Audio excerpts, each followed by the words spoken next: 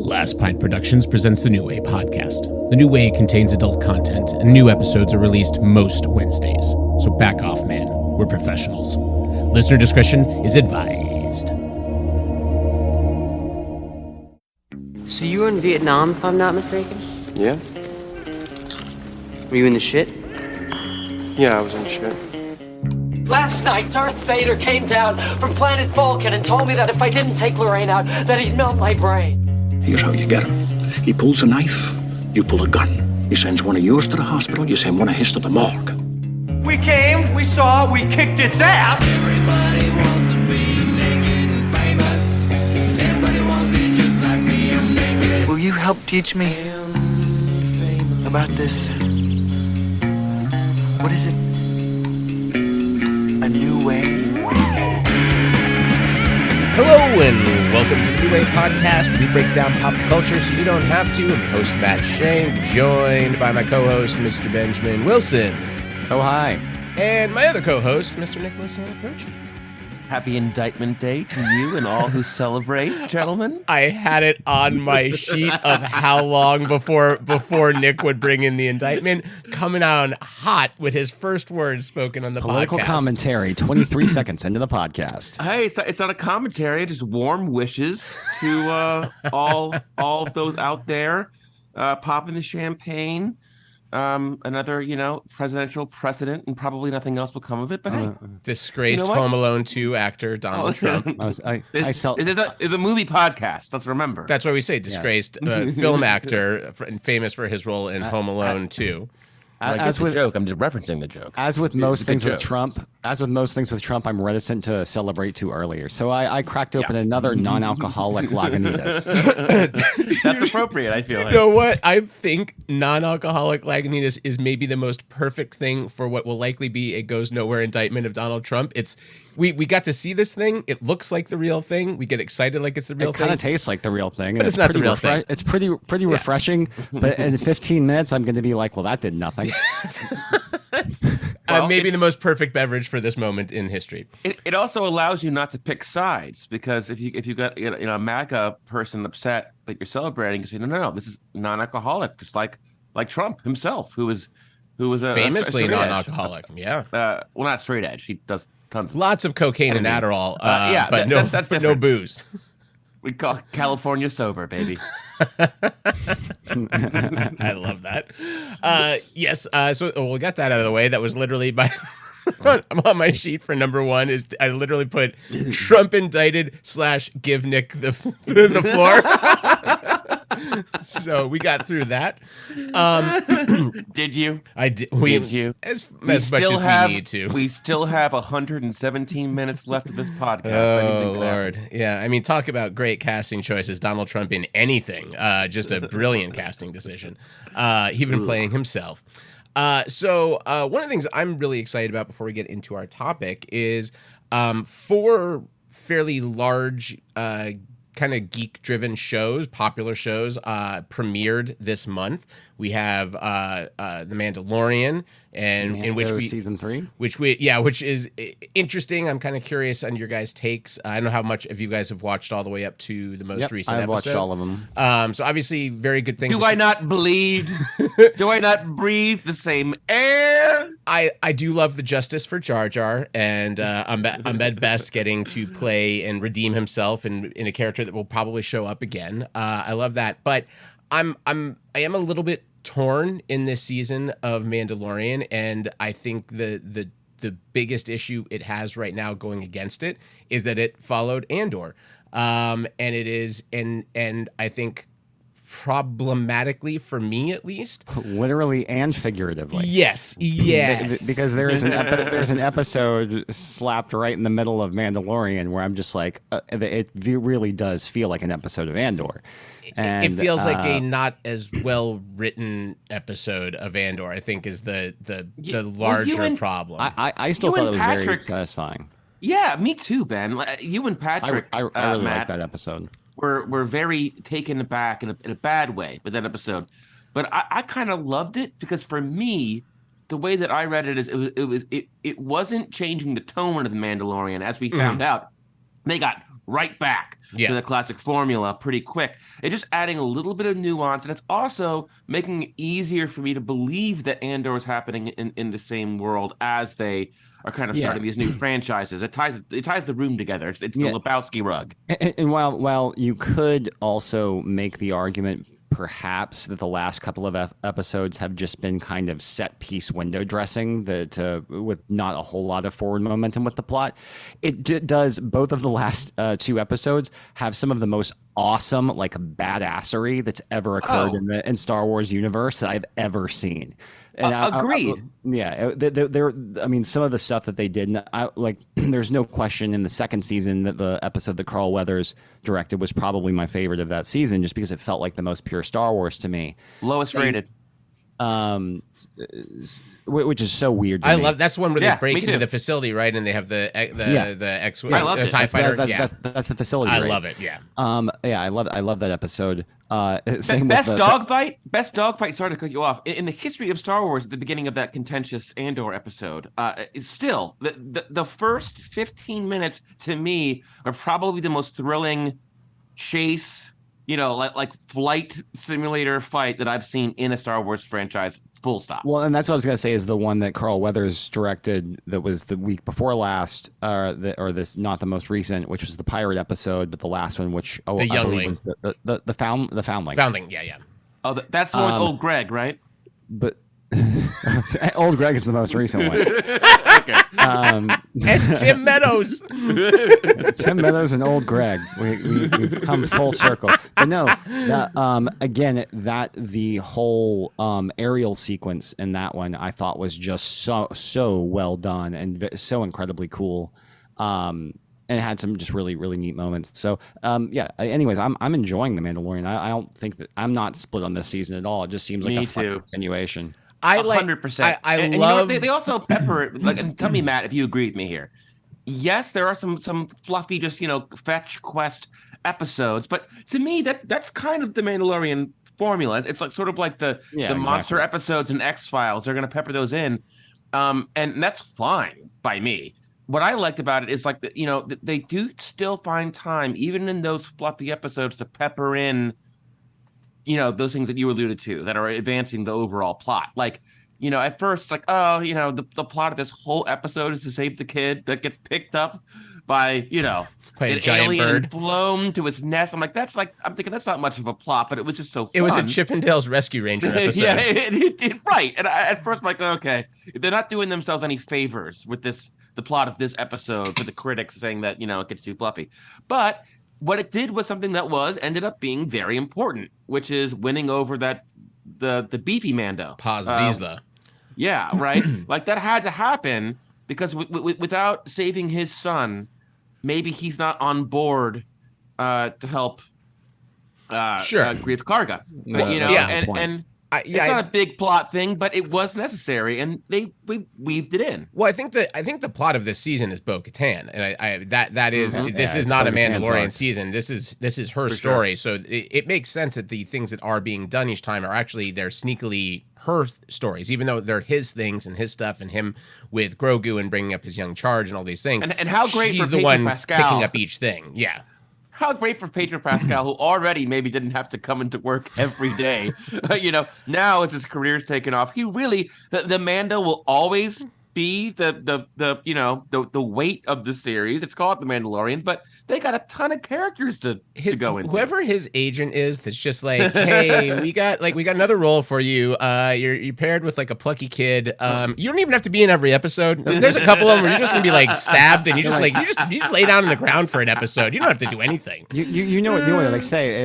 It goes to Pedro. You're not gonna believe this. I got the script now. I'm not sure about the quality of it, but it's gonna develop so many memes. And he's like, I'm in. He's now just hired for red carpet, which is perfect. Like he is the hype man for any of these shows. He shows up, he delivers, he's great. I think the episode. So I loved seeing that part of the universe with the Dr. Pershing episode. I just felt that watching it so close to watching Andor, I just felt like someone It's exactly what you said. It was a Mandalore. If someone called it Mandor, which I can't believe I didn't think of. That's just the dumbest, easiest thing on the planet.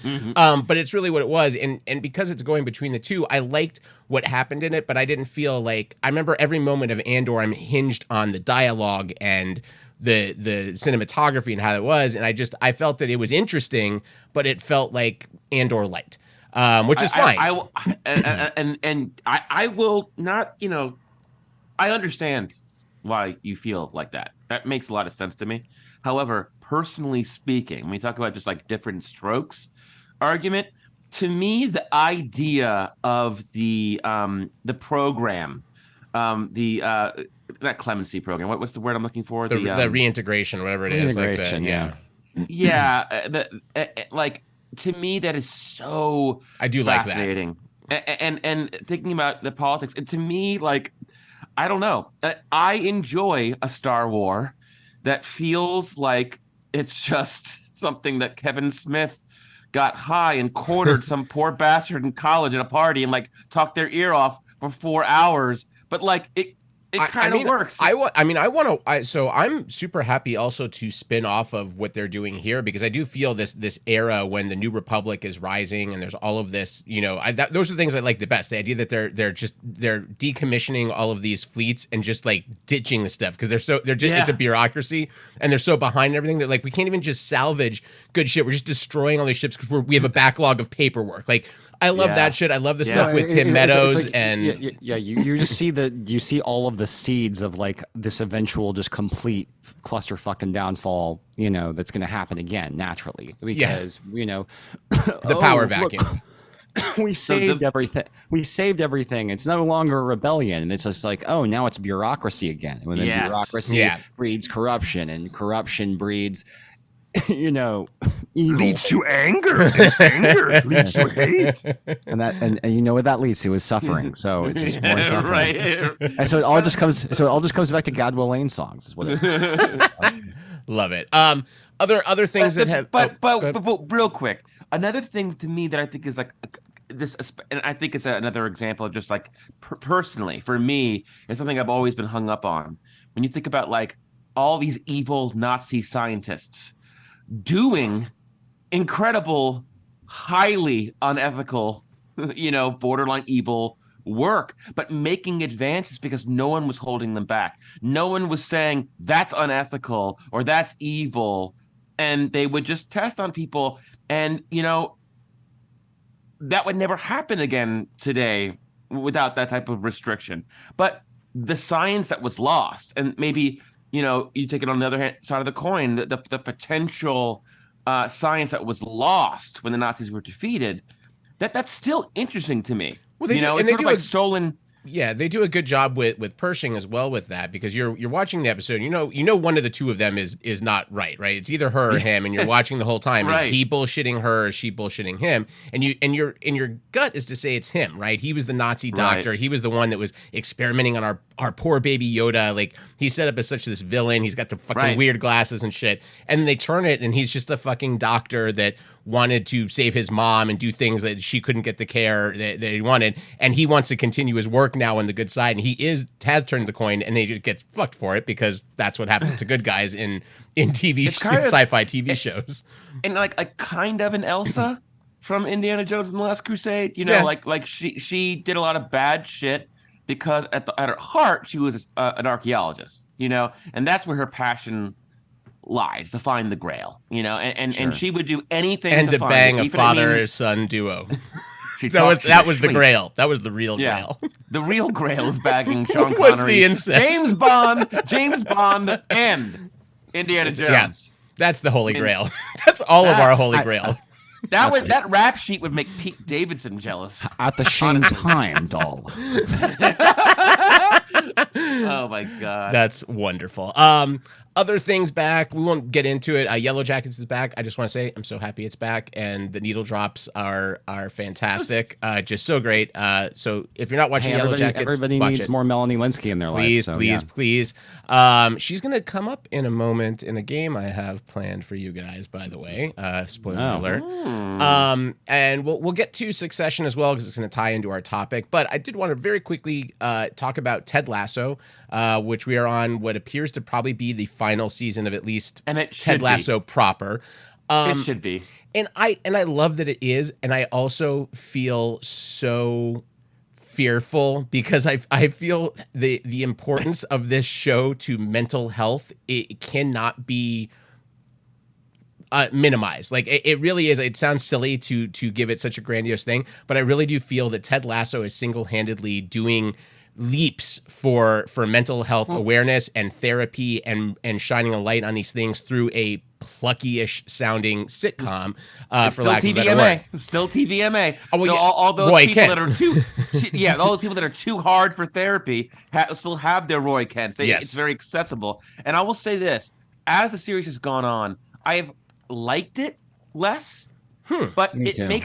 makes me feel good. To your point, Matt, I think that you're right, and I think that the real reason why I'm still, even somewhat enthusiastically on board is because of how it makes me feel. It is nice to have a nice show. It's a warm that is blanket. Kinda, exactly. I think that it's definitely it should be its last.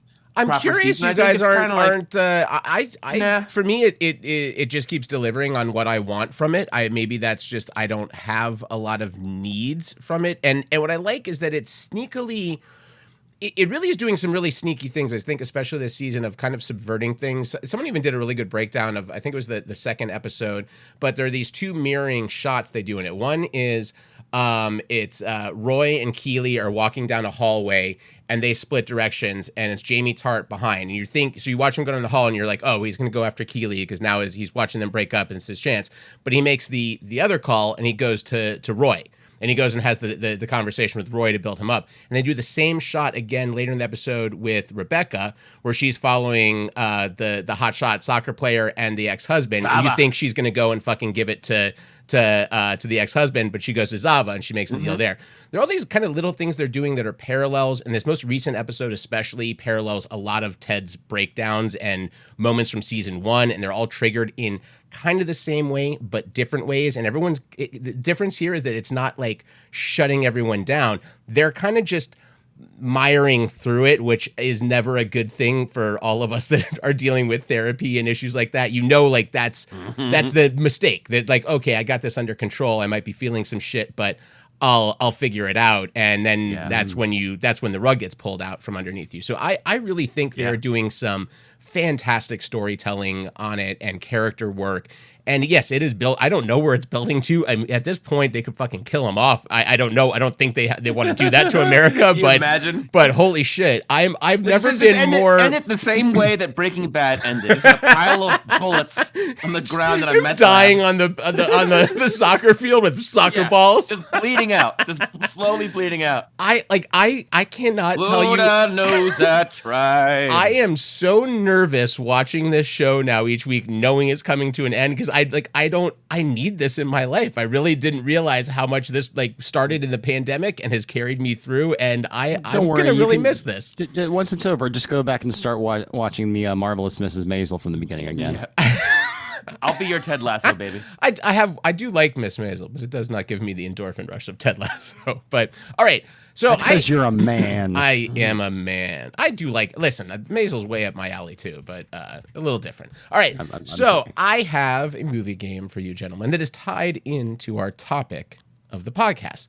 So our topic for our listeners out there, as they know from the title of the show that they're listening to on their little device right now. You clicked on it. You should casting. know, dear listener. That's right. We always make it like it's a big reveal. They know even before we do. This is the first time Nick's figured out what the topic is the whole night. Well, I don't know yet. Tell me, Matt. So we're doing casting. We're going to talk, and this ties into, we've done a couple episodes on ensembles and kind of perfectly cast roles that no one else can play. But we just kind of want to talk about casting at large. I know, Nick, you brought up something I'm super interested to talk about in terms of spotlights on casting and lack thereof. But to lead us into that, I thought I got something else for you too. Don't worry. I got a couple angles. Angles on this topic. I'm just wondering, have you ever seen my wife's maiden name is Fincannon, right? Have you ever seen that name on a movie screen in any of context, because if you look closely for a ton of movies, you will likely see it, like or The Walking Dead or anything. Her father's cousin is the casting director. Her and her husband are casting directors based out of North Carolina, but they've cast everything from like Mark Fincannon, casting of The Blind Side. Yes. From the Earth to the Moon. The Prince of Tides. Yes. Yeah. We have I do know we have a new listener out there that just heard Prince of Tides, and she has probably been zoned out for the entirety of this podcast until the Barbra Streisand reference came up, and now she is all ears. So good job on that one. Renaissance Man, The Walking Dead. I mean, like lots of stuff that's shot in the Atlanta or South Carolina area. Basically, they are like the casting directors that come in and bring in, the townies on those. So I hate to one up you, but a Santa Croce produced Saved by the Bell Hawaiian Wedding. Wow. Fun fact. And it wasn't me. It was not me. It should have been. You're like no family relation, but it wasn't. Should have been. Yeah. But I feel spiritual familial perfect connection. All right, so this is the movie game. I have 4 of these prepared, so we can see if one of them goes too quick, we can move on to some others, or if it's going too long. Hold on a second. Yes. Remember Leah Remini was in Hawaii. Oh, yeah, and Ernie Sabella. That is Pumbaa, my friends. The famous Pumbaa. They just went out of nowhere. They just pivoted to now they're working on a beach.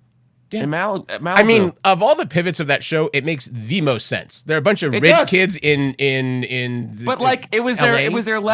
last summer before they started college, and then the college year started. Yeah. It really is kind of brilliant when you think about it. All right, sorry, Matt. Yeah. I don't know if I'm going to go with the brilliant on that one, but it's great. It's a great idea. It's real good. Okay. All right. So the game is I am going to start reading you cast members of a movie. And I'm going to go from, we have frozen up here, and this usually means that the sound is going to get really janky for Nick. Let's see if everyone catches up. And then he's going to come back and he's going to talk really fast. Yeah, and here he is. We have all. My internet connection is like me, unstable, but we'll power through. So I'm going to read you these cast members, and I'm going to make it kind of tricky because I'm going to pick some that are a little farther down the line. These are all going to be people that recognizable names, but. As soon as I thought you were going to show us a cast members and that we had to pick it based off of their nether parts. I mean, that would take me a little longer to put together, but I can do this. All right. So you buzz in. Ben, Mark Wahlberg. No, sorry, trick question. That was a prosthetic. That's right. That one doesn't count. Now, here's his real dick. Very small. Very tiny. We all know what Kevin's bacon looks like. Okay? Cast, by the way. Yeah, I would do the game and it would be all just Kevin Bacon dick. And every answer would just be Kevin Bacon. But that's the easiest one to do. So there's a wealth. All right. So you'll name a cast member's. I'm gonna name and as I start going through and you think you know, you can go ahead and shout out your guesses and I will let you know if you're right or incorrect. So let's start. Do we shout out our guesses or we shout out our name to buzz in? No, just shout out your guesses. I'll see who figures it out first. Yes. All right, we'll see. Keep this one running a little bit. So I can see that being problematic if you want to run a fair game, but go ahead. Judah Friedlander, Max von Sydow, 30 Rock, Ed Sheeran, Game of Thrones, Simon Pegg.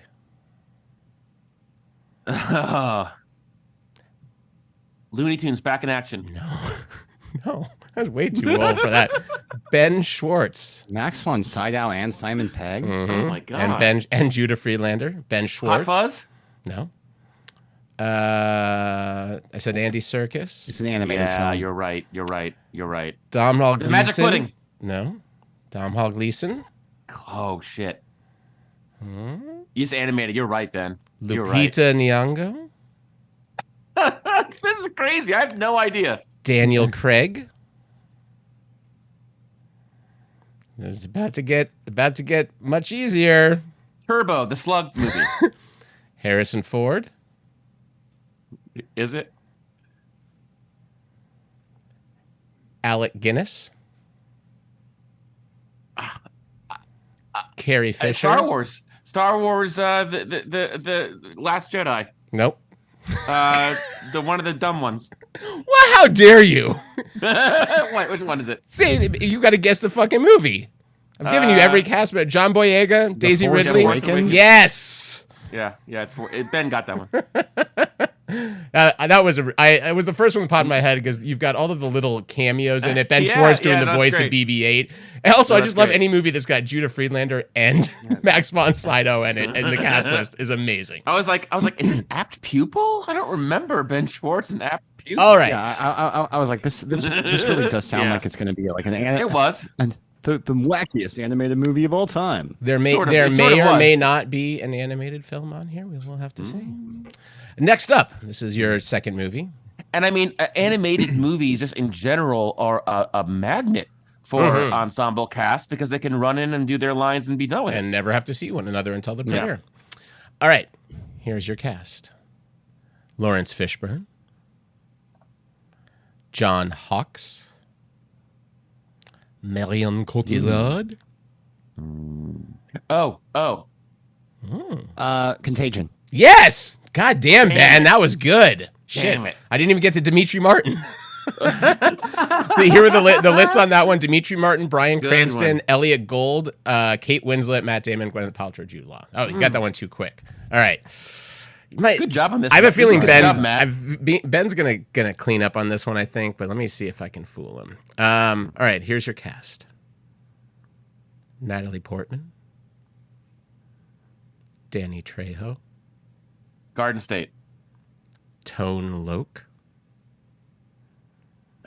Jeremy Piven. No.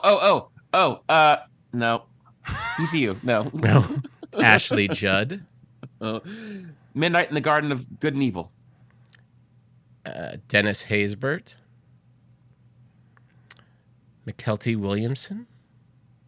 Come on. Hank Azaria.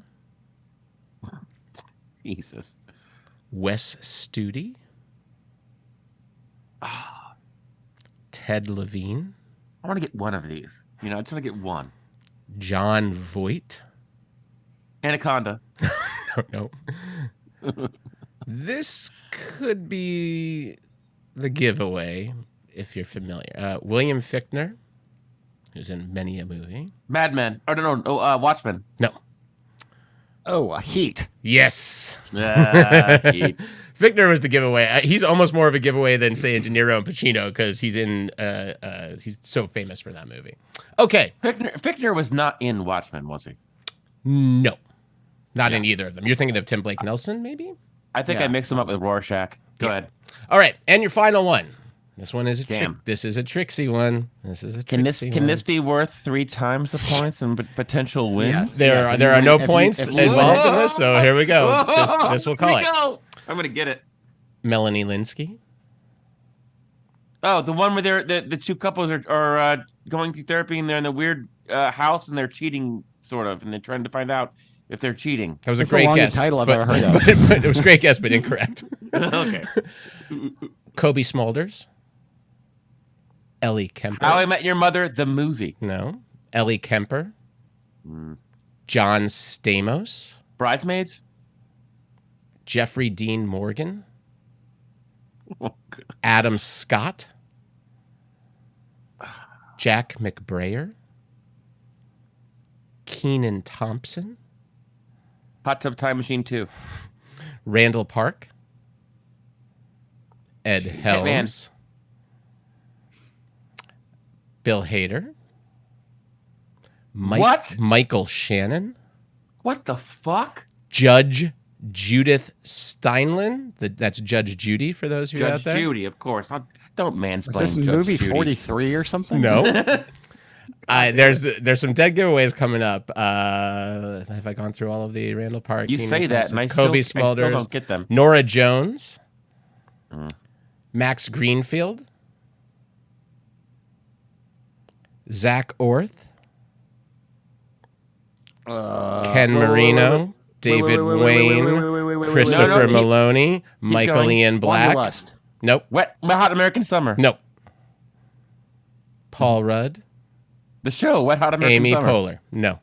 Wet Hot American Summer. You can keep saying it. It will not make it right. I've literally read you the entire cast. Yeah, I don't think we know this one. You do know this one. I 100% know you know this one.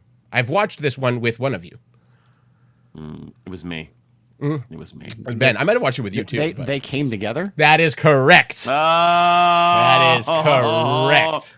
Oh no, That is a cast, by the way. Jeffrey Dean Morgan and Michael Shannon rubbing elbows with Adam Scott and John Stamos. I love this. I'm glad. I'm glad.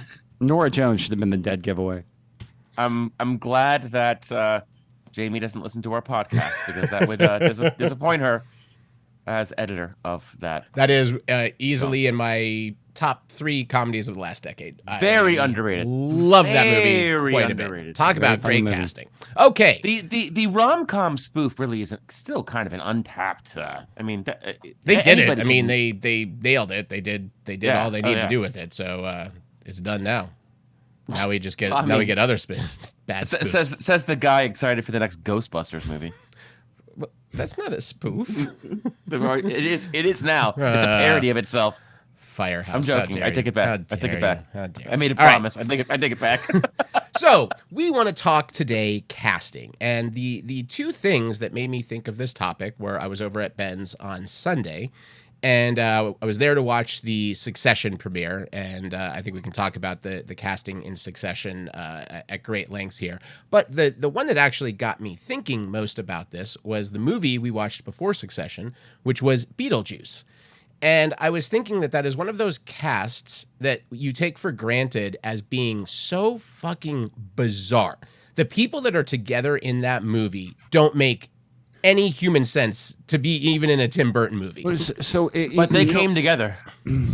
Well done. So the irony is like I always consider Beetlejuice as one of those films where there's always some actor that fits in so well into the context of that movie, but it's so far outside of what they typically do that you forget it's them. Yes. And in Beetlejuice, that's Alec Baldwin. Like, I forgot for years that Alec Baldwin was even fucking in that movie. I couldn't have told who the main actor was in that movie. I'd seen it a billion times. I could not have told you. Same way I had forgotten for years that Bruce Willis was the husband in Death Becomes Her. Because it was so completely off kilter from the type of roles that he was playing around that same time. That it just became, it was like some weird brain like malfunction. I was just like, I couldn't put the 2 of them together in my head. And then I look back in retrospect, I'm like, well, it makes kind of perfect sense in a way, but it is real incongruous with what they were typically doing around those time periods. So, and it's really, so I agree with you, Matt. It is a very strange cast when it comes together, but ultimately you had a bunch of people who were known for doing really good comedy. Gina Davis, who was just kind of an all-around, she was not quite a known quantity at that point when it came out, but she had done some other work, had been in quite a few other movies, and then you had Alec Baldwin, and he was not lighting any screens up at that point either. This is pre his big shit. Like he was doing Days of Our Lives and shit. Yeah, like, he was a soap actor. Yeah, it was before he became like an A-list actor for sure. Yeah. Well, and you've got Catherine O'Hara, you've got what's his name, the pedophile, Jeffrey Jones, who also is playing a little bit against type for what he was doing at that time, which was playing kind of the asshole and some of those roles, playing this like super kind of goofy nice guy. It's kind of interesting because I think about that with Tim Burton's casting. It's something he's done quite a bit throughout his career, is cast people and pulled them into very different kind of things, like outside of their necessary comfort zone. Like, and I know when we did ensembles last time, we talked about Mars Attacks, but that is a movie filled with actors that That's are my number playing one, completely against type all over it, and they're killing it. And a lot of that, and you look at, this is another kind of the other point that I wanted to bring up, is a lot of times you talk about animated films being a magnet for ensemble cast because of the ease and the payday it presents the actors, the talent. I also think that people like Tim Burton and Wes Anderson and Quentin Tarantino, if you are a director who was kind of cut your teeth making films with ensemble cast, and then you hit it big, even these A-listers will be willing to get their agents to work their schedule around to appear in it. Yeah. And without fail, now Wes Anderson, he finally got Tom Hanks in the bag. And not only will they be in it, they will play any role. Yeah. Right. And They will. They will specifically. take anything. Yeah, and they will specifically go against whatever they're used to because they're now suiting the director. And Tim Burton is a great example of that. I think with like, I'm trying to think about who out of all the directors the biggest penchant for ensemble casts. Wes Who is the easiest? Who is the easiest for any actor just to kind of slip in? They're all kind of have a niche, which I think is interesting.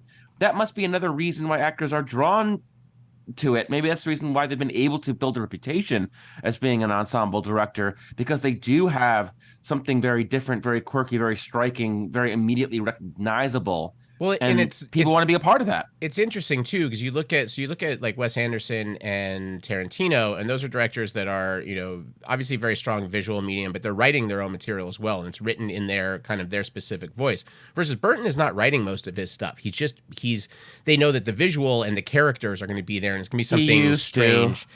A little, not really. So he co-wrote a lot of his stuff, but no, he didn't even really obviously he did a little bit, but that's true. I might be conflating original content with being written by him. I mean, he's one of those people that gets into a room and says, "Here's the story," and then here's the broad strokes, and then somebody else writes it. And if you refuse to change the name Oogie Boogie, he kicks a hole through the wall. Also, no people of color in those movies because they don't fit his black and white aesthetic. But that's a whole other thing. That is one of those conspiracy theories that make a lot of.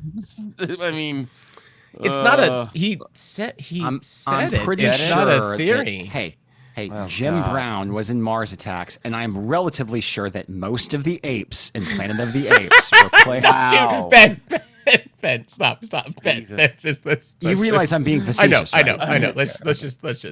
Are you being genuine? We've got a regular Perlmutter on our hands. You're fired. Yeah. I mean, listen, he's not known for necessarily stacking his films with people of color, and then he did famously he did an interview just say like it's not my fault, they just don't fit with the aesthetic of my films.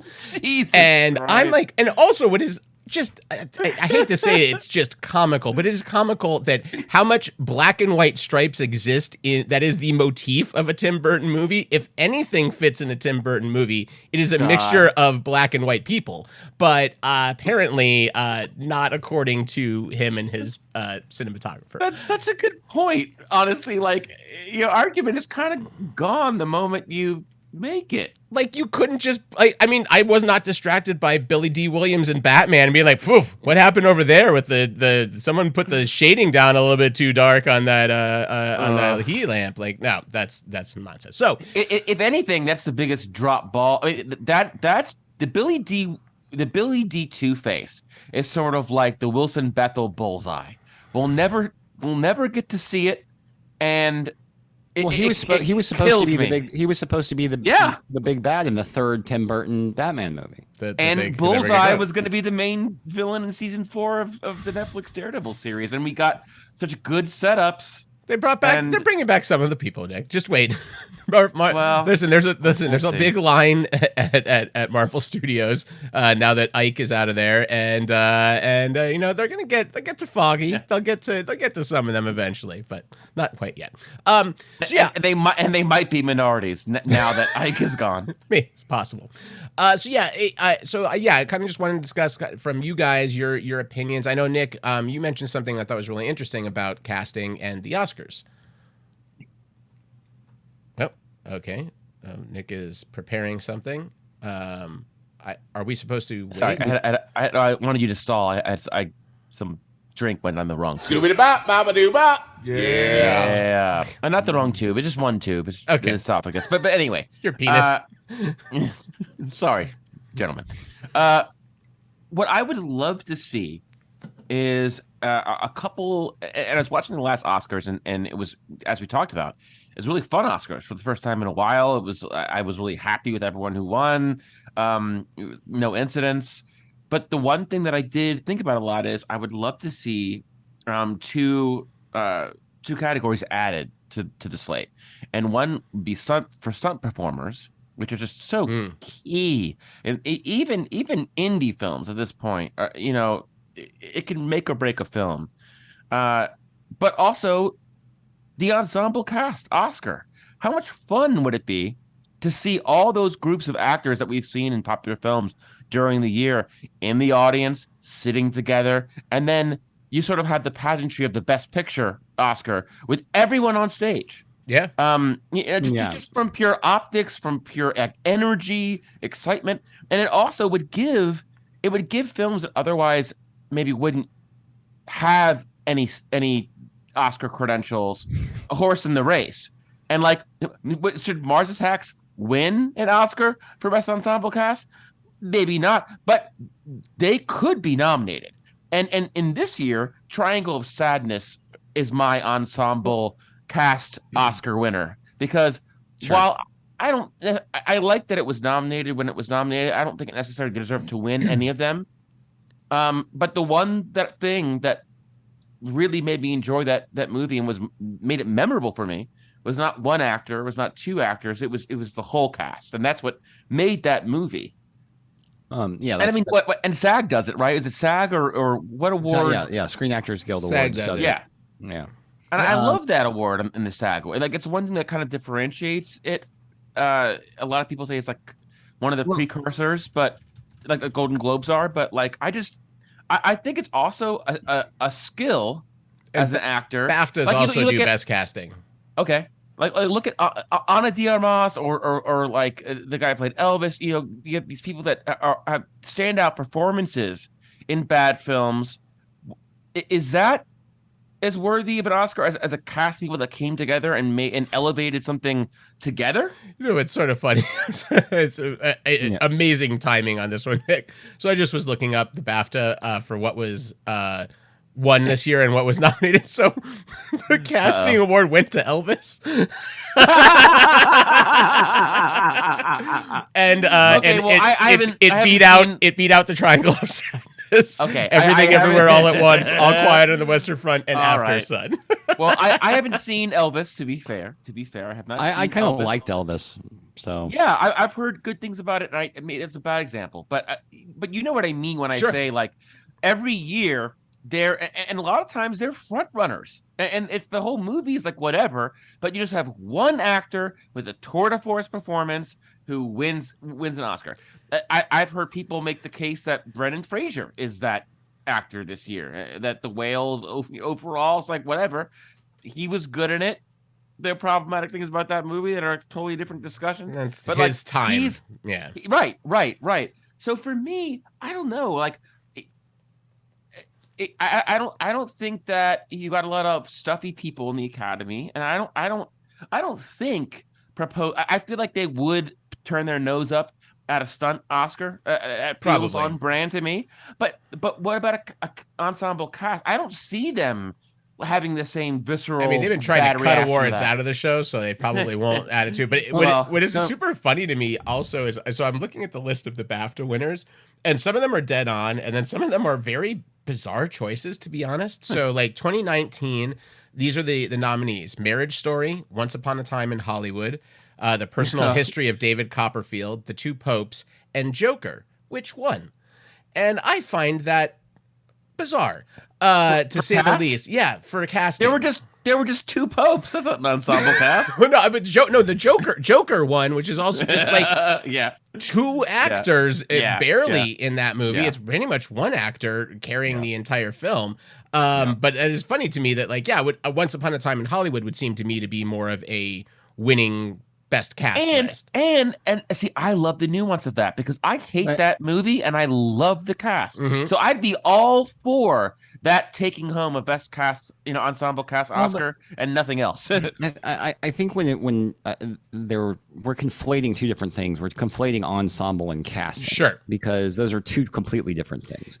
When it's best cast, it is is each actor who plays the role that they're in best suited to that role? So you can win best cast and have 4 people in the movie entirely. But I and think it's about was the casting done in a way that best serviced the movie based off of the pool of actors that they were working. But it is in theory though, it will also lend itself to bigger casts just because it's it's like saying something has more special effects versus more interesting special effects. If it was a category in the Oscars, it would be ensemble cast. But then again, it's like, because it's not going to the cast. It isn't going to the cast though, Nick. So the winners of these are the casting directors. They are the ones accepting the awards, not the cast. I could argue that like with Ben, what Ben just said is pretty astute, right?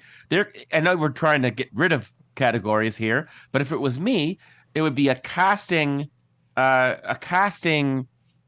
Oscar for the casting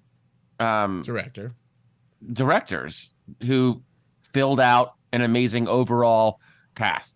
The ensemble is more of a triangle status. It's going to be the more flashy, like that's the SAG. Oh, SAG is ensemble. Yes, right. Exactly. And they are subtly different. It's sort of like the record of the year, and it's sort of like the weird Grammy Awards. But you can make a delineation between the two. Would you like me? Good. I was going to say, would you like a little bit of trivia? Yeah. The first SAG ensemble award. If I get this one, I beat you in the game from earlier. There you go. The first SAG ensemble award was for television in 1996. Do you know what film or what TV show it was for? Frasier. Friends. Nope. Seinfeld. Nope. 96 television. 96. What was the biggest show then? Drama. West Wing? No, that was too early. ER. There you go. Good call. Yeah. Good call. But I beat you! I beat you, motherfucker! All right. Take it down. Ironically, though, the following year they realized, this is going to extricate all of the comedy shows. So that's when they added Best Comedy Ensemble the following year. And you already said the one for that, Matt, which is Seinfeld. Oh, Seinfeld. And see, that's another nuance, right? Like, in the same category one year, a very dramatic, LA Confidential ensemble cast could win, and the next year it could be a comedy that isn't nominated in any other category, but is deserving of ensemble cast. Well, I just think there's lots of like cool. It would be such a great award in so many ways if they brought it into the fold. I agree, Nick. Let's move on. All right. Wow. Jesus. Right. We are only talking about ensembles for a while. That's the topic of the show, Ben. You're just salty because I beat you in that game. It's casting, not ensembles. The topic of the show is casting, not ensembles. We've talked about ensembles before. Oh my God. No. Okay. Let's talk about the nuance of casting a passerby in a street scene. Where's the fucking cheese, guys? Where's the fucking cheese, Ben? Give me the cheese. So we were talking about Succession the other night. It reminds me of the guy, in Wayne's World 2, where they make fun of the where he's looking for directions. That's the guy from The Graduate. Yeah, that's great. And so they recast him with Charlton Heston. Yeah, with Charlton Heston. I want to do a girl. I want to do a girl on Spooner Street. Can we get somebody else? I know it's a bit part, but come on. Yeah, so good. What a good gag. So going back though, I do think it's kind of interesting if you go to sort of when cinema was getting bigger and bigger and bigger. In the 40s and 50s, and they were making films. They were like realizing, okay, you had these huge stars, and it was like, well, what if you had 2 huge stars, or what if you had, your third wheel was also this big star, or whatever it was. I did think that's where we're kind of like the interesting kind of conflation between the ensemble and the actual casting comes into play, because I think with those kind of starting with like From Here to Eternity. And then like going into the 60s with like Towering Inferno and all of these movies, and then Poseidon Adventure, basically they started getting to this point where they realized they're like, oh, if we can find a way to cast like giant stars in pretty much every predominant role, it makes our job easier, basically. Like we don't have to market the movie as much because it's just entirely populated with stars. You know what I'm saying? Okay, Ben. So let me ask you this. Maybe you disagree with this, but hear me out. If our definition of an ensemble cast is that a certain number of cast members are like household names. Does that sound fair? Or that people could name the actors? So I'm gonna. Is that a way that we can determine? Like, if it's an ensemble cast, if you can name 4 actors, five actors. But I was gonna say I think anything over 4 people is an ensemble. So I'm gonna give you. I thought I knew this was going to come up, and as such, I brought up the rules from our last podcast on ensembles. By the way, do you know what episode ensembles was? 33. It was the second episode we did with Nick. It was only the second episode with you on air. We did the Guardians of the Galaxy mixtape, and then we did ensembles. So here were our rules. we were. Oh my God. We were fucking hardcore on these rules. Holy shit, guys! This is the most like regimented podcast I think we've ever had. No plays. Majority of actors have to interact with one another. I believe that was a Ben Wilson rule, is that you couldn't just have people showing up in fucking scenes and not being with one another. At least 5 characters. No real lead. Top billing is different than lead. We're allowed to make sure that there was no lead to this. No movie with a number in the title dictating the cast size. Ocean's 11, we're looking at you. Those are all out of there. No comedy troupes unless really filled in with other actors. So no Muppet movies. And no overtly split stories. That's hilarious. I was dying laughing. But were we like, so we went into that with rules of being like, we're talking about specific ensemble movies, not necessarily like ensembles within the context of film in an overall greater context. No, but we has to interact. Every single one. Movies with a number in the title dictating cast size is such a Ben Wilson one on there. We could have just said no Ocean 11. No Ocean 11. We've eliminated. We're like, okay, well, so we've eliminated everybody from our list except for Robert Altman, David Mamet, and Aaron Sorkin.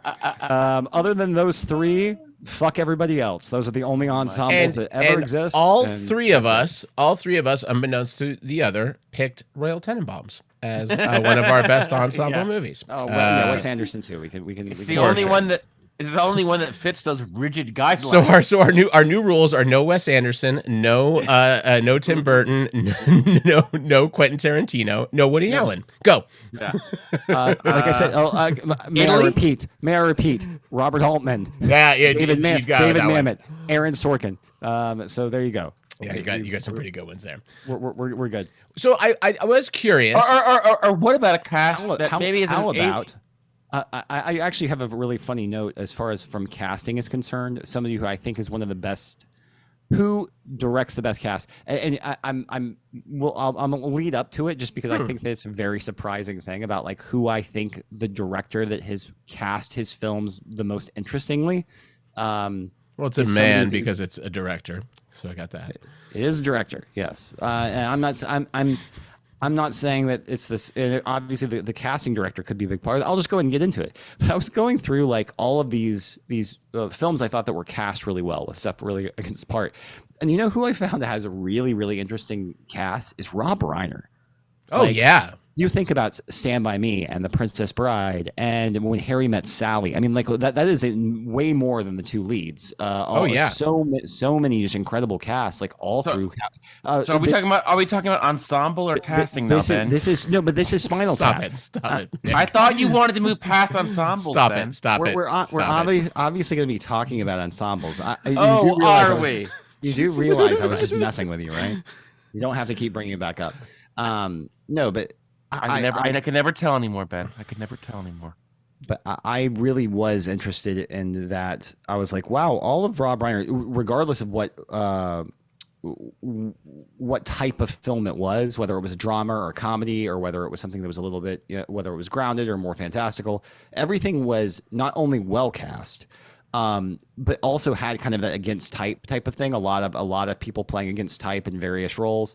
But well cast, and that everybody really does a great job in their performances, basically, to service the role, to service the films. Usually, and I was just like, like obviously, you're going to talk about Tarantino, and you're going to talk about some of these other directors that are known for having these sprawling casts with huge actors that are all super capable of what they're doing. In a lot of these other cases, it's a lot of people who you're like, well, are they good? And then you see them in this film, and you're like, oh yeah, well, they did that. So there's a really good subgenre that you're hitting on there. That was one of the things I put in my notes for this, which is I completely agree with you. He was because on the ensembles I did do Princess Bride, and we talked a little bit about Reiner, but I think there's a really fascinating thing with actors turned directors and how they cast their movies.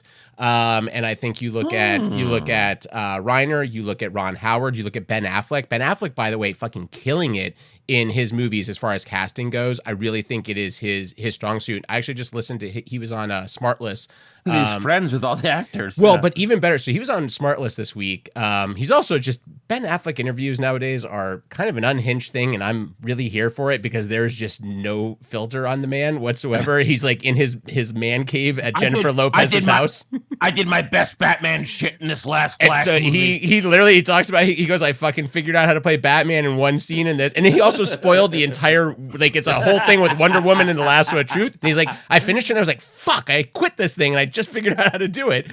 But he talked about Jason Bateman's in his new movie Air, and that's obviously one of the hosts of Smartless is Bateman. And Affleck was just like, I came in there and Bateman and Damon were so used to film sets and stuff. He goes, and we're doing a lot of handheld and Steadicam shots. And he goes, I can see them slowing down or speeding up dialogue to hit camera marks where they know the camera might be and thinking. And he goes, I can see Bateman's eyes moving that he thinks I'm going to want this shot out the window. And of course I fucking wound up wanting the shot out the window. I didn't know in the beginning of it, but he's like, I'm working with these guys. And he goes, it made my job. He goes, I had nothing else to focus on than everything that was going on in the direction because I had people there that were just so good at what they were doing on set. That casting saved me. And I think that's really interesting from actors that I think they're smart about casting people they know can show up and deliver. Reiner's a little different because he picked a lot of casting Stand By Me is a really fucking hard thing to do with kids, and getting the four of them and the way that they gelled together, it is maybe the best child cast of any movie ever. I mean, I don't know. They were basically all already big child stars, right? Feldman was, but Jerry O'Connell was not. Was nothing. Wheaton wasn't. Phoenix and Phoenix had only done Explorers, I think, at that point. He was that was his right. Stand By Me was the rising star for everyone other than Feldman, pretty much. He was the most seasoned of the four of them. But then you've also got fucking Kiefer Sutherland in that movie, rounding out that cast, and just fucking killing it as Eyeball Chambers, and John Cusack in a bit role. There's all kinds of great casting going on in that flick. I share a birthday with Rob Reiner and another director that I think maybe could have a seat at the table at this conversation. Spike Lee. Yeah. I share a birthday with a director we will not talk about, Mel Gibson. Well, yeah. I for one loved the casting in Passion of the Christ. The ensemble. He really cast the hell out of that Jesus guy. Well, Jim Caviezel was a pretty good Christ. I love Caviezel. So damn good Christ. Damn good Christ. Damn good Christ. Damn good. Hot Christ. Just a hot Jesus. What we needed. Hot. All right. You could grate cheese on those abs. Do you remember that was a thing back when that movie came out? There were women who were going to see Passion of the Christ 16 times because they were in love with Jim Caviezel. And because they're married to God. Yeah, it was the first Magic Mike. That was like watching their own sex tape. It was Magic Mike for conservatives. Then go home and masturbate with a crucifix. I listen, I don't normally give homework assignments on this, but someone please go home, or one of our listeners tell us what is the Magic Mike pun play for Passion of the Christ?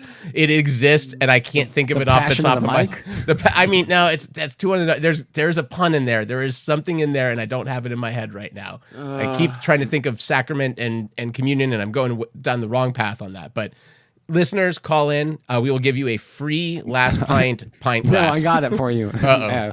Oh, no, I can't say it. It's too bad. Please, I mean, Let's just say there's a derogatory term for a Jewish person. No, I know what you're It's saying. oh so no, magic no, for no, that. no. I was gonna go with something Sarah Silverman has already taken, which is Jesus' magic, which won't offend anybody. Yeah, of course. Ben's gonna win the glass, but can't say it. But, Listen. I It's- thought of it's- it. I thought of it before Ben. well, I you didn't have the say it. balls to say it, so Ben Wilson just zero fucks given, doesn't care. I don't care, man. I really Ben Wilson don't. says, You go the carpenter route. "Hey, he's you like, got I'm the- sorry, I'm just a scamp. Miss Scusi, It's Miss a Scusi. lovable scamp. Come on now." I'd rather ask forgiveness than permission. Okay. Oh my God, you're canceled. Shit. I'd be canceled so many times over if anybody cared. Again, don't forget, Nick. We have done 203 episodes of this show. If you think there's not something on all of us buried in there, believe me, there is. when they go to those transcripts one day, when Nick's running for local office, that's gonna be a short campaign. Oh my God. Nah. got- It'll popularize him. But well, yeah, once I started realizing that was my true passion, I did start cleaning up my act on this podcast. You may have noticed a swift metamorphosis, Kafka-esque. Yeah, Kafka. There we go. Yeah, Look at us. Look at us, well-read folks over here making a Kafka metamorphosis joke. As soon as you decide you were going to run for state legislature seat number 69. Yeah, I will move. I will move to wherever I need to go in Yeah. Los Angeles County to be in District 69. What was the women's prison hat you were wearing that one time? What was that? Weren't you wearing like a ladies' prison hat from Texas? I'm forgetting that. Am I getting something mixed How up on dare that? you? Oh, By the way, I do prison. believe It's not orange is the new black. I do believe that was ensemble, by the way. exactly 3 years ago, because we did record this was the beginning of pandemic for us 3 years ago. So we did Contagion. That tied in well to the thing. There it is, Texas Women's Club. It's just a club, Matt. They're not incarcerated. It's just a Listen, if I I see a bunch of women together, I assume they're in prison. They were responsible for erecting 60% of the public library systems in the state of Texas. Nick, all I know about women is what I learned watching cable in the 80s, and that's if there's a group of women together, they're in prison. They're chained heat, or chained heat 2, or chained heat 3. There was also Hot Springs Hotel, and Emmanuel went to space. But those weren't nearly as fun as the prison ones. I mean, come on now.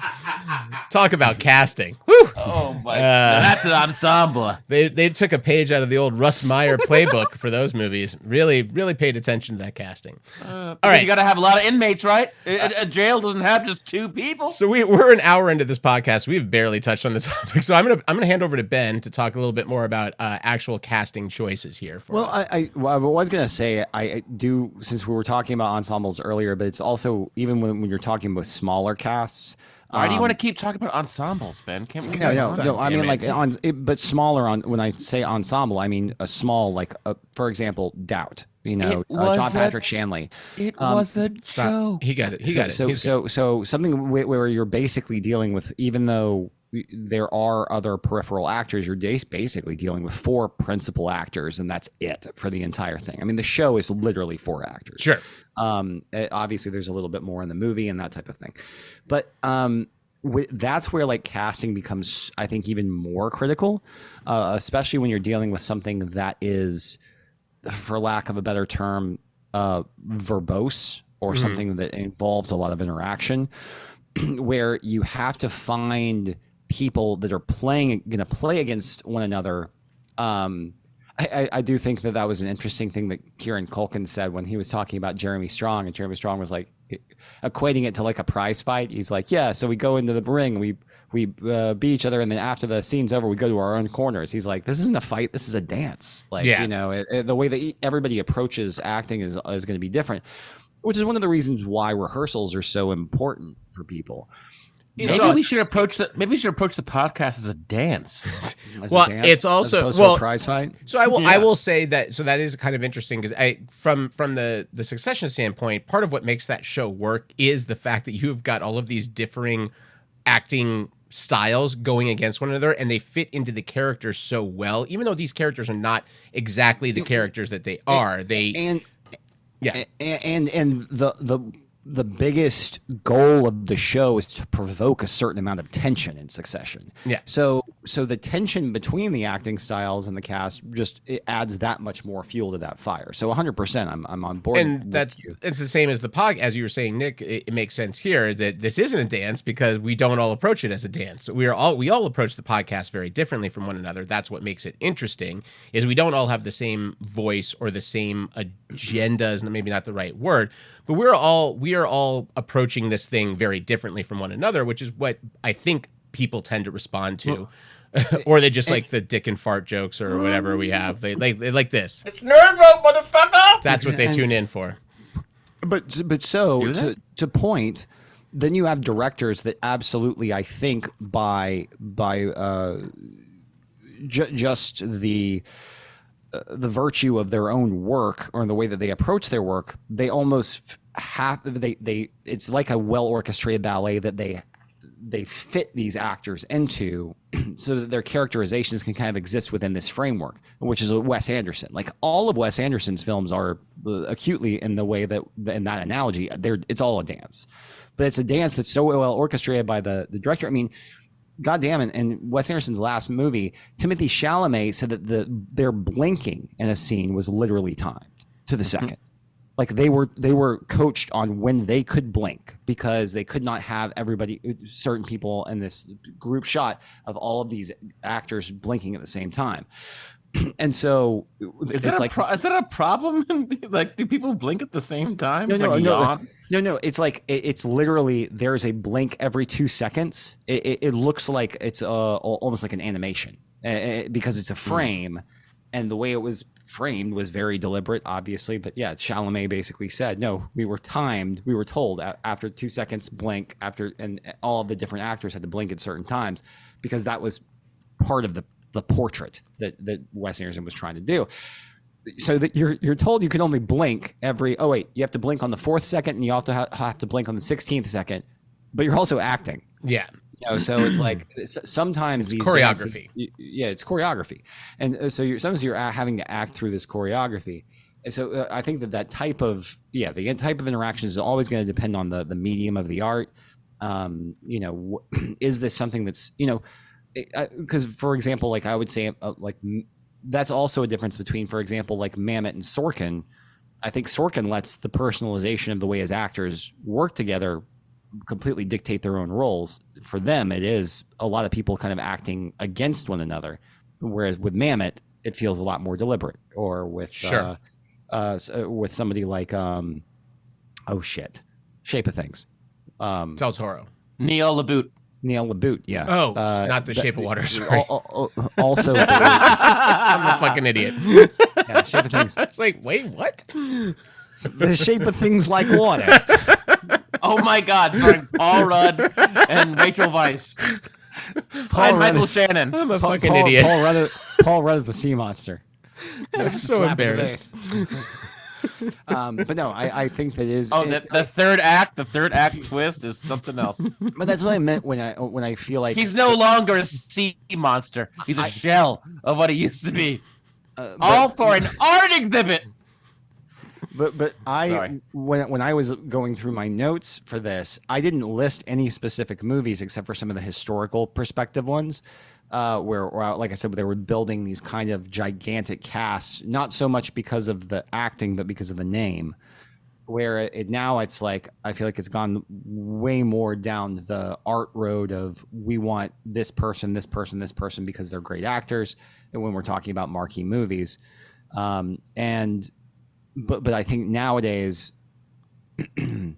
the director's style plays just a huge role in the casting, and obviously they're the ones who are also working in tandem with the casting directors and with the producers to try and find the types of talent to fill out films. But yeah, I think that the directors are the ones that really have an interesting. If you know the director, if it's an established director, is what I mean.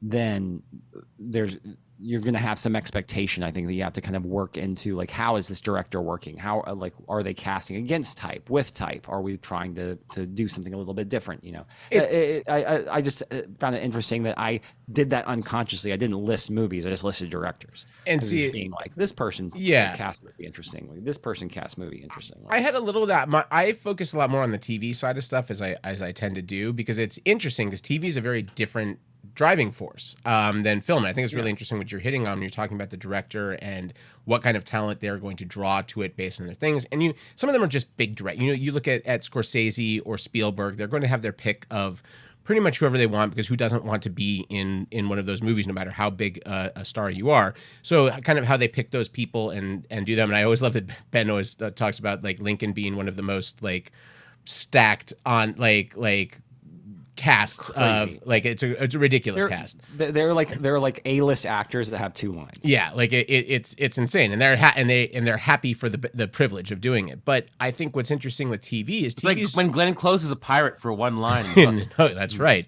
And I think it's interesting that TV is driven by the writer, and you can call that the showrunner as well, who are almost like writer directors of kind of figuring out that aesthetic. Lanny. But like you look at, so like Succession, Adam McKay is there for the initial episode for how it's going to look and how it's going to get filmed, and he's obviously involved, I'm sure, in that casting. But it's the writing, it's Julian Fellows and the rest of the group on that, the guys that came from the Armando Iannucci stuff, that are basically like, they're the ones filling out all of the dialogue for these characters and writing to the strengths of the actors. So they get through that pilot, and you're watching everyone in the pilot kind of find their groove. And I love, like, Kieran Culkin had a great, that same interview that he was talking about Jeremy Strong. They were talking about, like, when did you, he goes, what, like, drew you to Roman, or when did you, like, feel that you, like, fell in love with the character, liked it? And he goes, I didn't even read for Roman originally. They contacted me for Cousin Greg.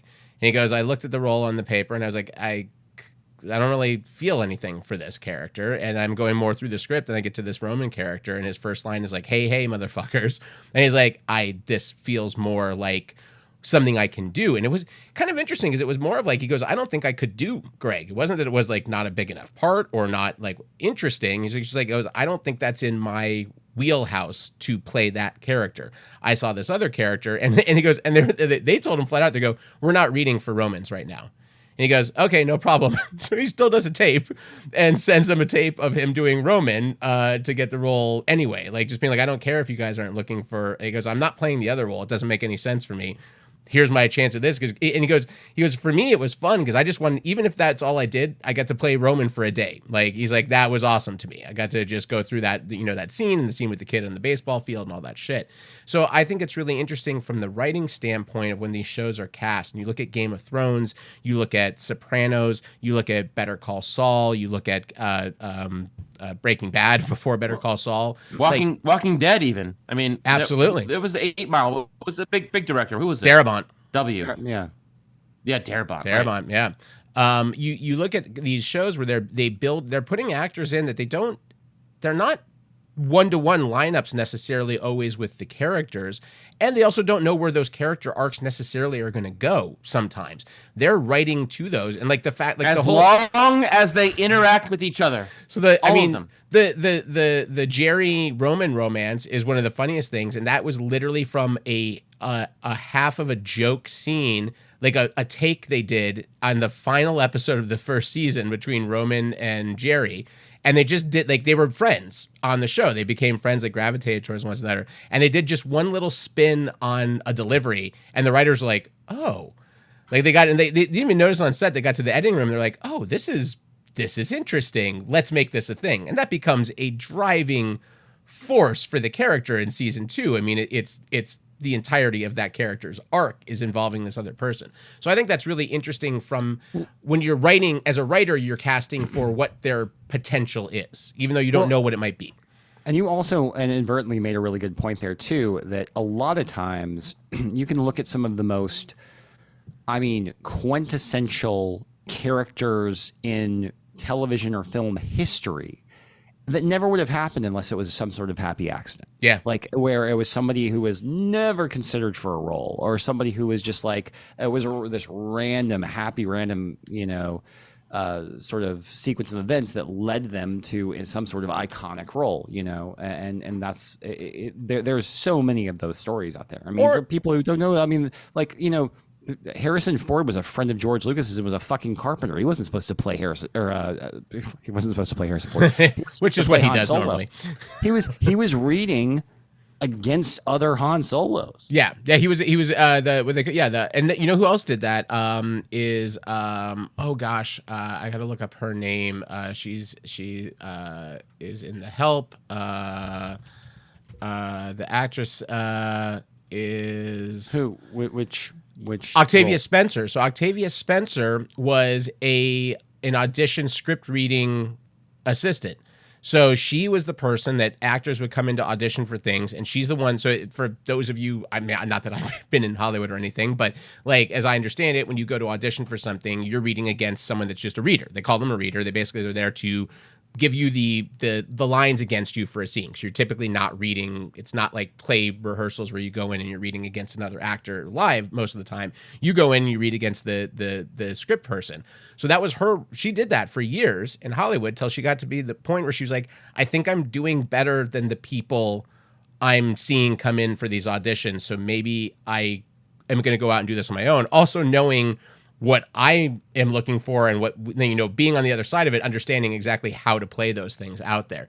So it's kind of interesting for that, from that audition standpoint as well. There's such an unknown as to what eventually you're going to be able to do. And the TV is super interesting also because you look at something like George Costanza. So they cast Jason Alexander to basically do a Woody Allen impersonation. That's the first season and a half of Seinfeld. He's doing kind of a schlocky Woody Allen impersonation until he starts to make the character his own, and it becomes eventually, the George Costanza we've seen, to the point at which he has to teach Larry David, who the character is based on and who wrote the character, how to deliver lines like the character when they bring it up in Curb Your Enthusiasm and they're doing the Seinfeld reboot in that show. Because Larry David goes, I don't know how to play George. And literally, it's Jason Alexander being like, this is where the cadence is. Here's where you go low. Here's where you go high. Here's where he gets excited. Like, these are things that he's learned over playing that character for 9 years on a show. You just know that you're casting a talented actor, and you got them to do one thing, but they're going to eventually run with it some other way, possibly, which is kind of interesting. Yeah. I do. Yeah, that's a super good point. How about, so Nick, any good ensembles you want to discuss? Well, Watchmen. I will say a less flashy, maybe. I do like that. What are you? You're a weird sound. Is that you? I don't know. Wait, hold on. Nick is being abducted by aliens. Actually, hold on one second. This is actually okay. I hear something. Nick is looking around his room. Yeah, I mean, I'm sorry, this is bad radio, but I don't know what it's a really weird rumbling sound that's like feels like right outside of my house, but it's not like earthquake. No, it could be like a truck that's outside or something. Is it Jesus? It is really weird. Sorry, it's super interesting. That's really weird. I think it's over now, but I don't know what that was. I no idea. Earthquake. I'm very excited about the Scott Pilgrim anime that was just released. Yeah. And they brought back the entire original cast of the Edgar Wright film, and now they'll be reprising all of the same characters in the anime. And I was thinking, yeah, it's not flashy, but like that is it's a great incredible ensemble cast. Oh yeah. And the more I think about it, I was talking to my buddy Storchy today, and Scott Pilgrim is sort of like it, depending on my mood, sneaks in my top 10, and then we'll like waffle in and out.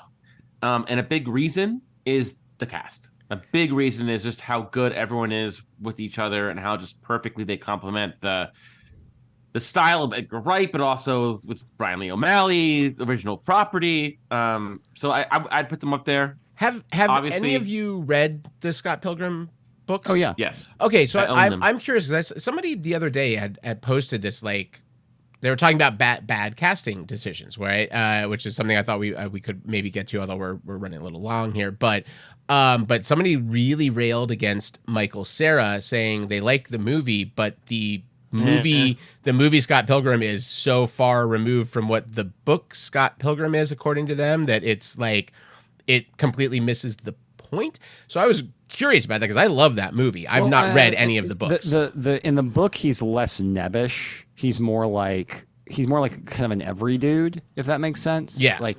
He's more kind of like all of these events are kind of happening around him, where as opposed to being a little bit how Michael Cera is just kind of naturally a little bit more bumbling and a little, like I said, a little bit more nebbish. Yeah.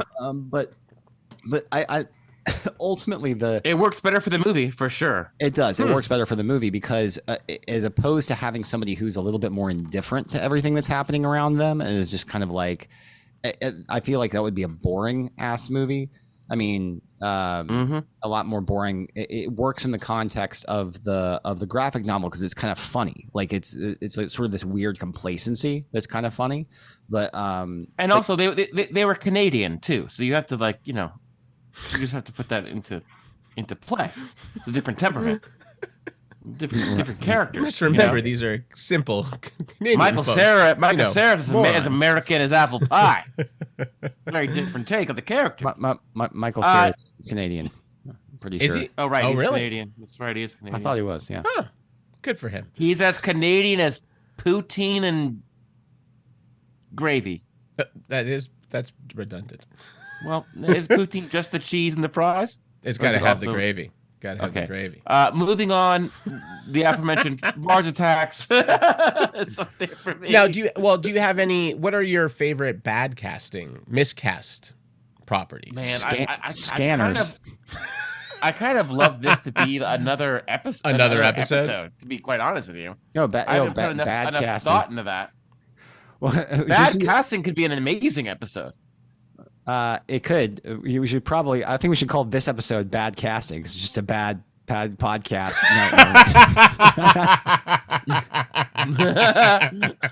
Oh, fuck you! How dare you, Ben Wilson? Oh, good for you. All right, Too I'll good for us. give you a deep cut. I'll give you a deep cut. While my feelings on some of these people have changed over the years, I was obsessed with the movie Made in high school. It was Jon Favreau of The Mandalorian and Spinger's fame. It was Jon Favreau's first directorial movie. Yeah. Absolutely his first directorial debut. I drove to Arundel Mills, Maryland, the only theater in the state that showed this movie. And in fact, I met Jon Favreau one day, I mentioned that. I said I remember driving an hour to see Made and back in high school in Maryland, and he said the Aztec in Arundel Mills. Like he knew what theater I saw it in because the distribution for that movie was non-existent. So he knew he almost literally knew every theater where it was just his movie was playing at that point. But you got Peter Falk, you got Faison Love, Vince Vaughn, and Jon Favreau at the top of their game. So good in that movie. Famke Jensen honestly brings something to that. Famke Johnson. And you got another Diddy. reason. Yeah, and you got Diddy too. Crazy Diddy. I actually really love that movie, and a lot again, and especially in high school and when I was, discovering the love for film. A lot of times it wasn't. It was writing by default, but it was casts that worked together and where you could feel the chemistry. Those were always my favorite movies as a kid. And as you get older, you're able to appreciate more of the nuance of film. But the first thing that has to work is the cast. It has to work, or you have nothing. Which is why your favorite film of all time is the Barry Levinson Baltimore Classic Diner. Great cast. Yeah, that's another great cast. And Barry does cast. Well, yeah, very much so. And it's always reliant. The story's always reliant on that. Well, Favreau's another actor turned director as well that knows what they're needing. He's another one that was on a recent Smart List, and he had the funniest like comparison that it's funny to me because it makes so much sense, because they're asking like, how did you make your way into Iron Man and then into Disney movies and then into Mandalorian. And he goes for Iron Man, he goes, I was a fucking Moneyball situation. He goes, that basically I was undervalued and cheap, but I had kind of delivered on Zathura, and they liked Elf, and they were like, yeah. They're like, you and Downey Jr. You're the Moneyball. Like you're not going to cost us a lot, and if it tanks, we're not losing a whole lot on this. But you might turn out to be like really good on base hitters for this and make it happen. But he was also interesting to like talk about. He goes when you're making a comedy as a director, the studio wants to be nitpicking every single joke and every single gag in the script, and it's all about the dialogue. They want to rewrite scenes, they want to punch up this, they want to do whatever. And he goes, then you go do a Marvel movie and they don't give a shit about the dialogue. They just want to be like, all right, how do you get that iron suit to fly through the air and look really pretty doing that? And all it goes, it's all visual. He goes, they let me do whatever I wanted in that script. And he goes, we were in the middle of a writer's strike, so we were just writing it as we went along. And because they were like, did you have a hard time like writing Robert Downey Jr. be like, this dickish Tony Stark? He goes, they didn't look at shit. They didn't give a shit about any of the dialogue in it. They're just, all they cared about was what it's going to look like for that tentpole again stuff. And Marvel Studios was a very different very different entity at that point. But I love that idea that like when you're doing a comedy and the studio just wants to like hammer home what they think is funny in it, and when you're doing anything else, you're like, we don't care what's going on with characters. We just want to know that our set pieces look really good and really nice. And I think he's taken all of that into Mandalorian, and now he can just do whatever the hell he wants with it. But are there? Do you have any other? Go ahead. I just wanted to bring. I mean, like obviously with the casting thing. I mean, like I assumed that somebody was going to bring up the whole,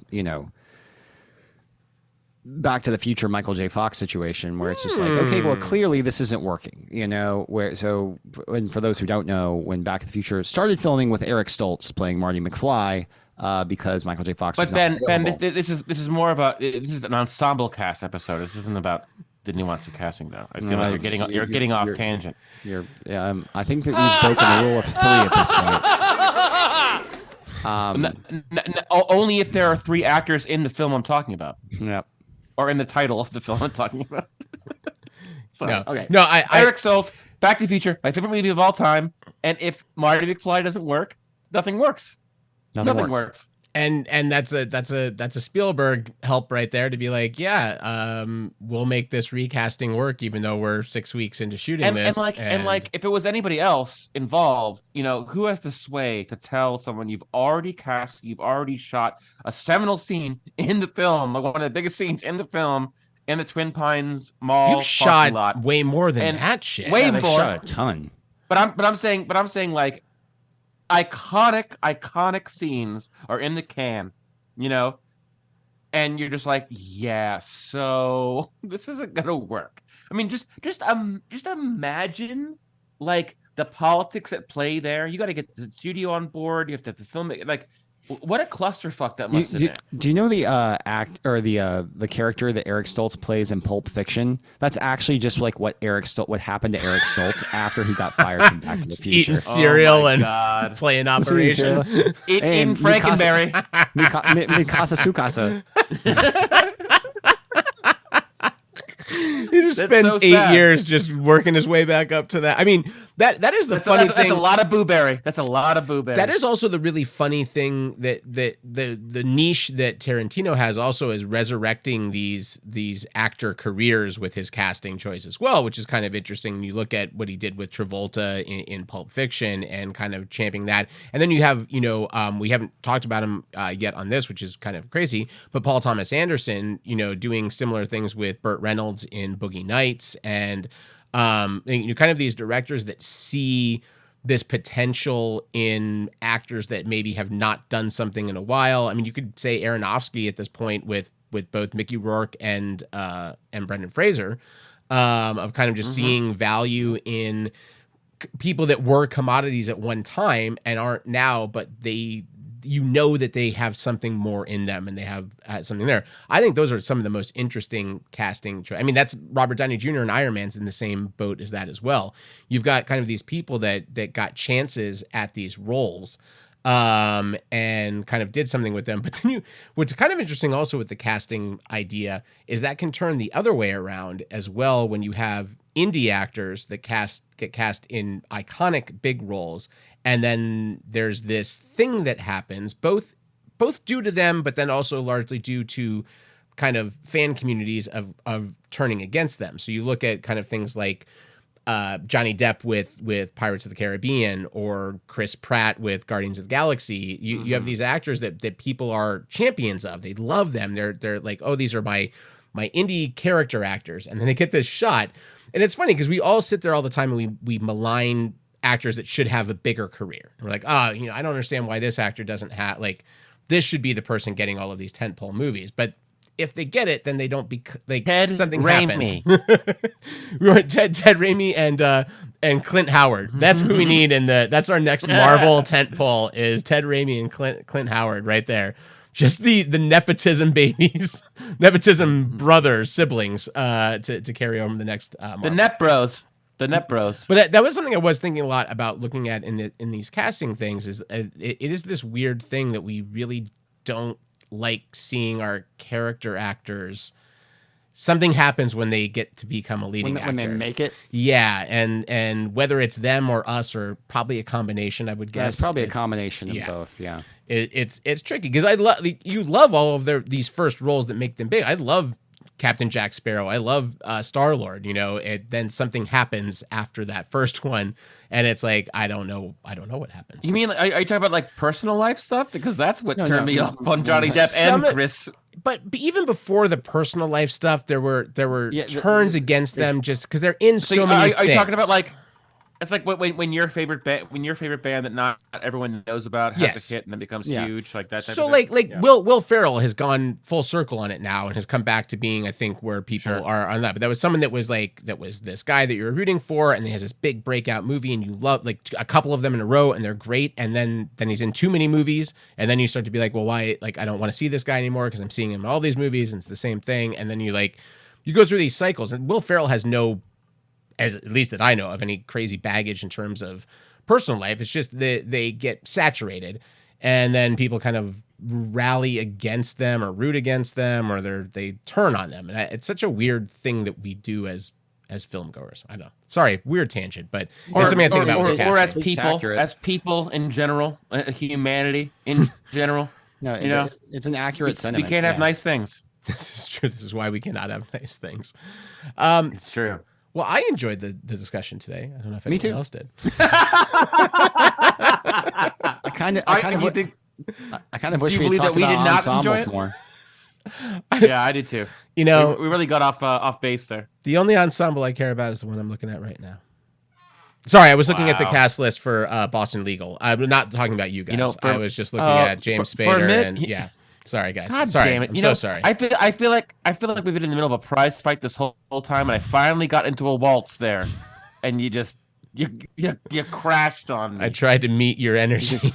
Denny Crane. I felt like you put your hand on my waist for a dance, and then you pull the rug out from under me. Oh no! I put your hand in your waist so I could stab you in the other side with my other hand, because you were leading for some reason, like always. When we dance, how dare you? How dare you put my hands on your waist? All right, it's past my bedtime. All right, kids. Thank you so much for listening to the New Way podcast. We'll be back with some special guest stars coming up. I've talked to some people that want to do a few episodes, so we're gonna have some fun coming up here. So we'll talk to you then. The person who puts the hands on the waist is the one who leads. Is that right? I don't know. Yeah, I don't dance with women, but you might know better than me. I don't know. I don't. I don't. You're just assuming that all women are shorter than men, I guess. You both have hands on your hot waist. Take. You were both putting the hands on the waist together? Yes, that's a weird looking dance. Have you ever? That's not true. It's an awkward dance right there. Well, no, you do one hand on the waist and one hand on the shoulder, and they do the other hand on there, and then you switch. Swing dance. swing. We're not skanking the pickle. We're just a tasteful waltz is what I was going for. And on that Never note, we'll leave you be. Thanks for listening. We'll talk to you next time. Cheers. Cheers.